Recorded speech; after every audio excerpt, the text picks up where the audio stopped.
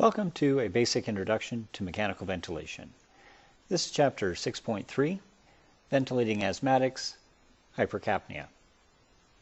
It should come as no shock to you that the consequences of low minute ventilation and high dead space is hypercapnia. The PCO2 can rise to over 100 millimeters of mercury even if the minute ventilation is increased. This is because of the increased physiological dead space from the overdistended alveoli. In asthmatics, increasing minute ventilation can actually increase hyperinflation that then further increases dead space. Therefore, attempts to lower the PCO2 by increasing minute ventilation is likely going to be ineffective. You really are just going to have to accept that the patient will be hypercarpic because the alternative is dangerous ventilation methods.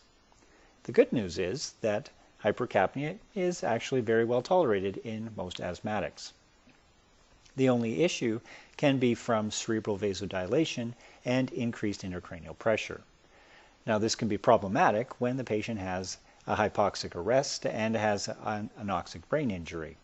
In that case, then really the best thing you can do is to try and normalize the PCO2 to the best of your ability and even consider extracorporeal removal of CO2. You may be tempted to try and buffer the pH with bicarbonate, either by boluses or infusions. Now, unfortunately, this can also be both ineffective and potentially dangerous. The acute respiratory acidosis will require hundreds of millimoles of bicarbonate, which is really hard to give.